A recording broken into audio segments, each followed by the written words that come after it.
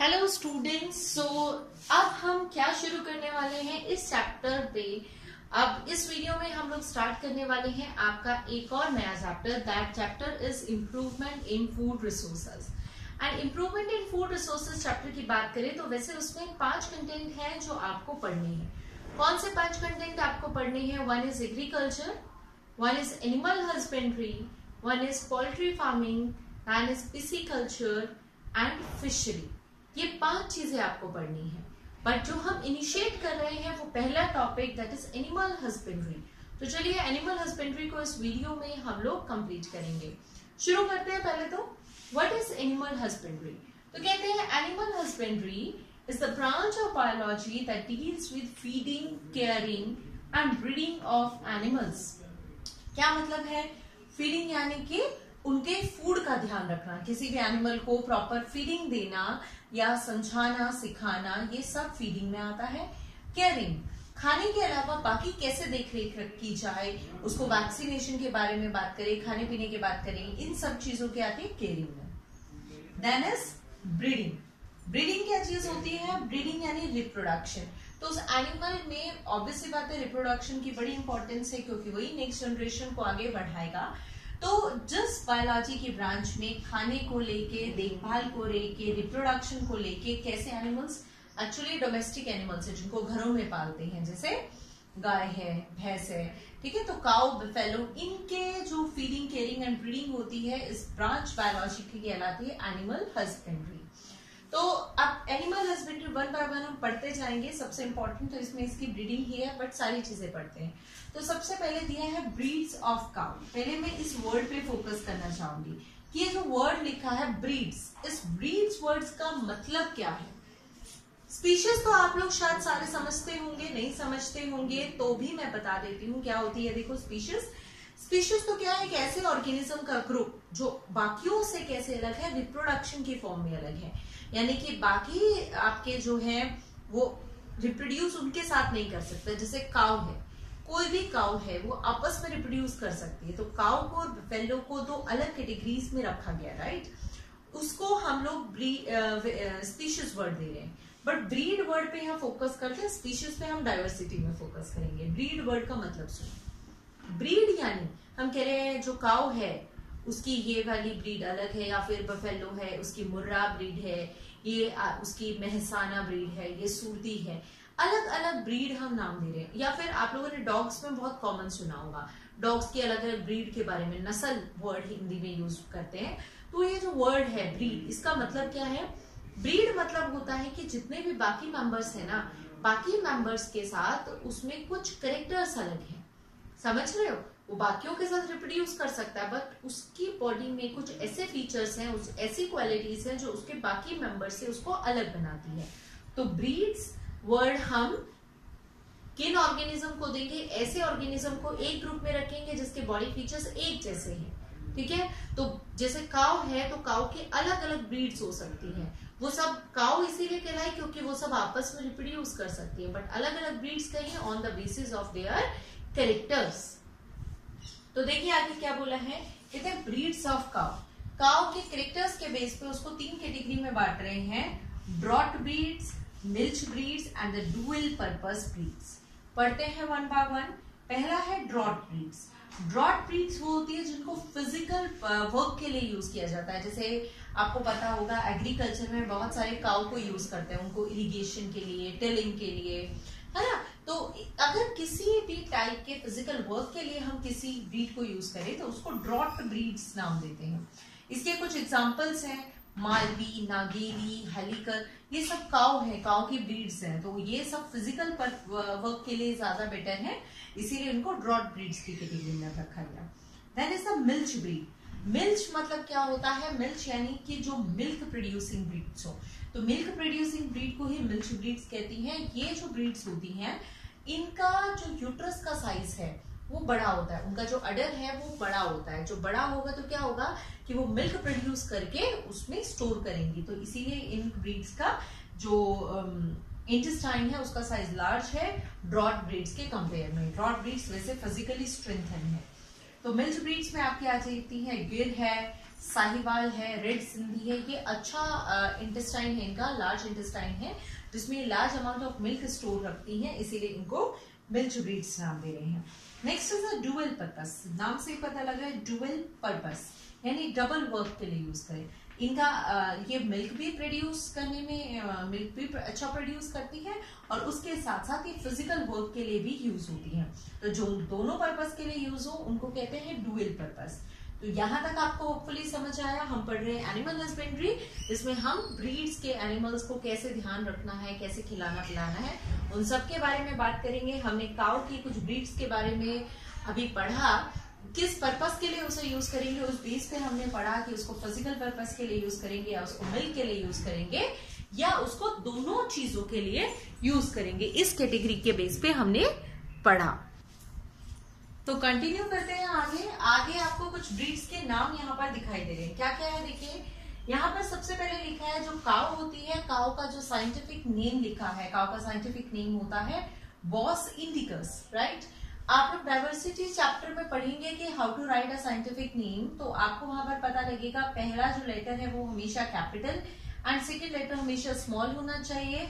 ये generic name, ये specific epithet represent करता है। ये बातें आपसे अभी कोई पूछेगा नहीं, बट फिर भी मैंने आपको बताई, we will discuss about this more in diversity. So यहाँ आपको ये जरूर याद रखना है कि काउ का साइंटिफिक नेम है बॉस इंडिकस।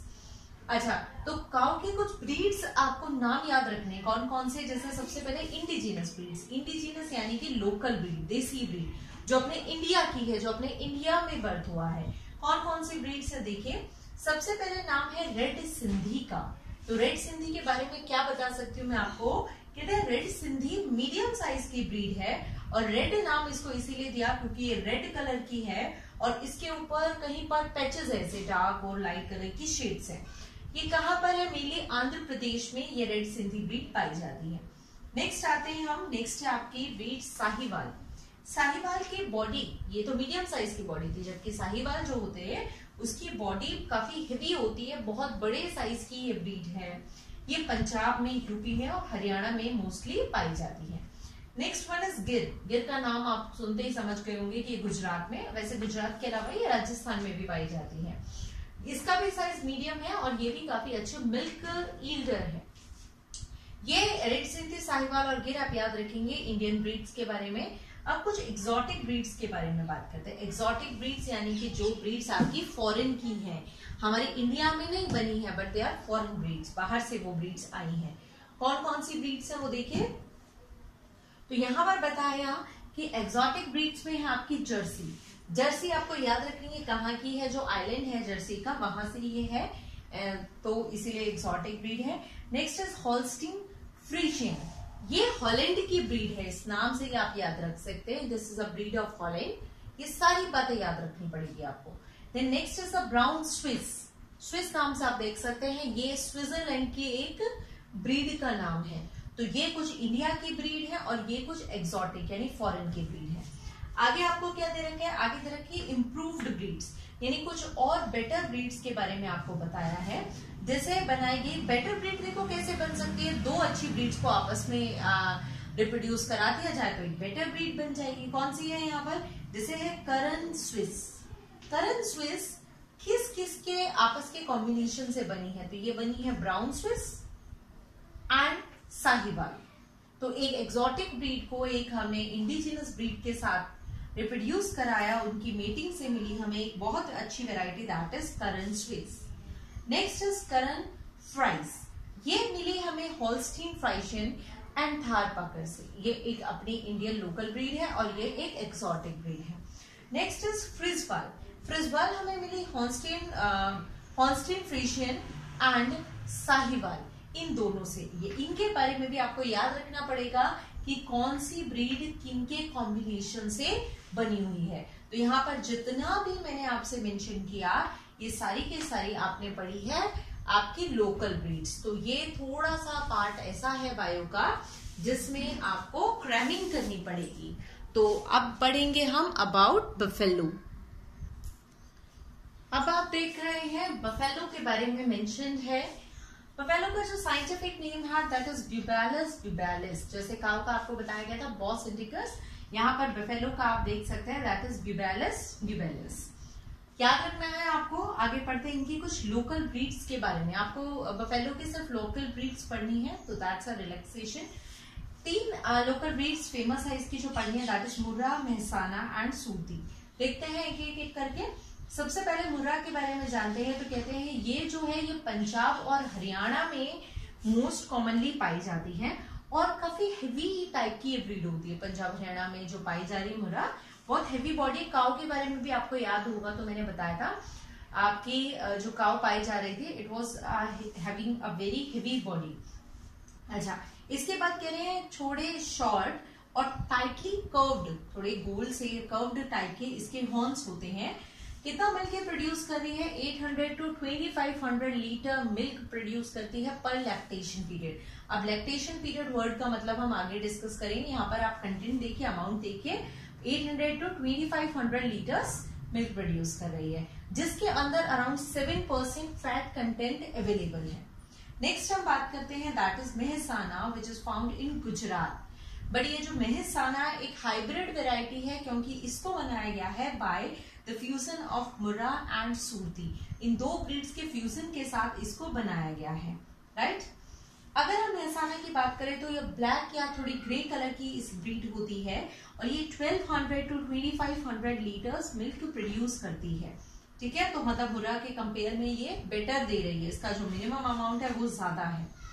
फिर आते हैं नेक्स्ट वन पे, that is Surti, which is found in Gujarat. And ये भी ब्लैक या ब्राउन कलर की होती है और इसके हॉर्न्स जो होते हैं वो सिकल शेप होते हैं। ये 1600 to 1800 लीटर मिल्क प्रोड्यूस कर रही है। फिर 8 to 20% फैट, यानी मुर्रा से ज्यादा फैट कंटेंट सूरती का है।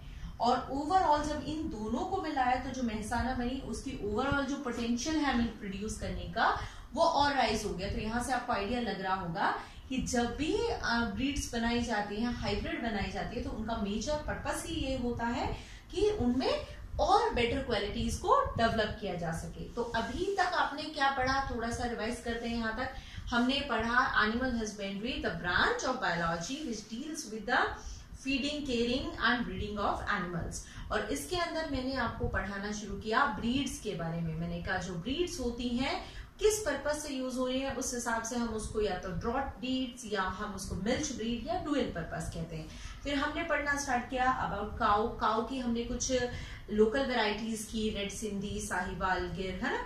फिर हमने कुछ उसके एग्जॉटिक वेराइटी की, जैसे हमने कहा जर्सी, हॉलस्टीन फ्रीशवन, है, करन स्विस, इस तरीके की हमने। फिर हमने कुछ उसकी इम्प्रूव्ड वेराइटी जो हाइब्रिड करके बनी थी। सेम वे हमने बफेलो का स्टार्ट किया, हमने उसका साइंटिफिक नेम पढ़ा ब्यूबेलिस ब्यूबेलिस। फिर हमने उसकी कुछ लोकल ब्रीड्स की क्वालिटीज पढ़ी, that is Murrah, Mehsana and Surti. So we are over with the breeds now. और अब हम लोग इसके कैसे केयर करनी है, उस केयरिंग प्रॉपर्टीज को हम आगे पढ़ने वाले हैं। तो चलिए उसको देखते हैं। तो हमने यूज किया था वर्ड लैक्टेशन पीरियड, राइट। तो इसी लैक्टेशन पीरियड की बात करते हैं। होता क्या है lactation period? Lactation period actually है कि एक प्रेगनेंसी है काऊ की, and from this pregnancy till the next one. अभी उसने यंग वन को बर्थ दिया है और नेक्स्ट प्रेगनेंसी से पहले वो कितना टाइम तक मिल्क देगी, ये आप लोग ना सारे अपने मदर से पूछो, वो आपको बेटर एक्सप्लेन करेंगी। तो आपने देखा होगा कि क्या होता है कि मिल्क, उसने यंग वंस को बर्थ दिया, then it start giving milk, और फिर नेक्स्ट प्रेगनेंसी से कुछ दिन पहले वो मिल्क देना बंद कर देती है। तो ये जो ड्यूरेशन है कि कितने टाइम उसने मिल्क दिया, that is called lactation period, ठीक है। तो अलग अलग का अलग लैक्टेशन पीरियड होता है। हमें किसमें फायदा है? जो ज्यादा दिन दूध दे उसमें फायदा है। चलिए कुछ अच्छी वेराइटीज के बारे में जानते हैं, जैसे कहा रेड सिंधी के बारे में। तो कहते हैं जो रेड सिंधी है वो 231 to 345 डेज मिल्क देती है। साहिवाल की बात करें तो 184 से 354 डेज मिल्क देती है, एंड गिर जो है वो 230 to 394 डेज मिल्क प्रोड्यूस करती है। ये है। अब हम देख रहे हैं क्वालिटीज ऑफ बफेलो मिल्क। तो बफेलो के मिल्क में क्या क्या अच्छी कंटेंट है, आप लोग सब पीते हैं, क्या उसमें अच्छी चीजें हैं, उसके बारे में जानते हैं।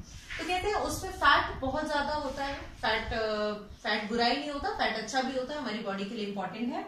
तो it is rich in fat, it is rich in vitamin E. Vitamin E is also known as tocopherol, याद रखेंगे। तो फैट में ज्यादा है, विटामिन ई ज्यादा है उसके अंदर, राइट। उसके अंदर प्रोटीन का अमाउंट बहुत ज्यादा होता है, उसमें कैल्शियम बहुत ज्यादा है, सब जानते हैं कैल्शियम होता है।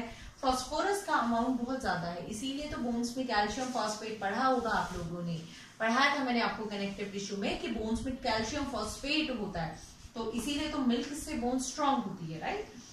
फिर कहते हैं जो सोडियम, पोटेशियम और कोलेस्ट्रॉल है वो कम होता है, जो कि अच्छी बात है हमारे लिए।